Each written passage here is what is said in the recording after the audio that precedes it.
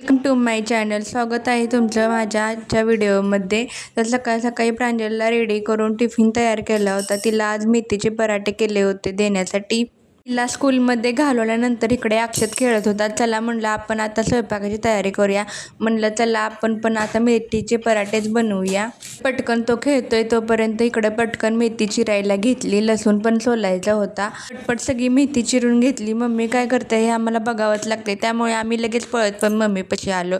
आणि इथे बघा मम्मीला पा द्यायचं चालू होतं. आणि इथे बघा लगेच मी बेसन टाकून थोडं गव्हाचं पीठ टाकून आणि मेथी टाकली, तीळ टाकले, मीठ टाकले आणि ओवा पण टाकला आणि जिरं पण टाकलं होतं. त्यामध्ये लसूण पण ठेचून टाकला होता. हळद, गरम मसाला, थोडंसं लाल तिखट टाकलं होतं कारण मी मिरची टाकली नव्हती वाटून, त्याच्यामुळे. पटकन कणिक मळायला घेतली आणि शेवटी तीळ टाकायची लक्षात नव्हती, त्यामुळे परत तीळ एकदा टाकून घेतले आणि व्यवस्थित मिक्स करून घेतलं. आणि इकडे बघा रेडी करून ठेवलं कणिक मळून, म्हणजे आपलं सर्व आवरल्यावर गरम गरम करून खायला छान लागते. अक्षदला पाणी तापवायला ठेवलं होतं, तोपर्यंत म्हणलं अक्षदला चारून घेऊया आपण. त्याला खिचडी केलती, ती चारत होते. त्याला आंघोळ घातली मस्तपैकी आणि बघा खेळतोय कसा. त्यानंतर त्याला झोपवला. म्हणलं चला तो झोपलाय तोपर्यंत आपण पण आंघोळ करून घेऊया. मग आंघोळ करून घेतली आणि पटकन असे पराठे करून घेतले. कोणाकोणाला मेथीचे पराठे आवडतात. बघा कसा रडतोय, नाटक करतोय रडायला, तुम्हाला आवाज येत असेल. सगळे पराठे पटपट करून घेते आता. गरम गरम पराठे बघून मला खाण्याची इच्छा झाली, तोपर्यंत मी पटकन खाऊन घेतलं. ती काय क्लिप घेता आली नाही मला. बघा इथं किती छान झालेत पराठे. आणि त्यानंतर मी कपडे धुवून घेतले जेवण करून.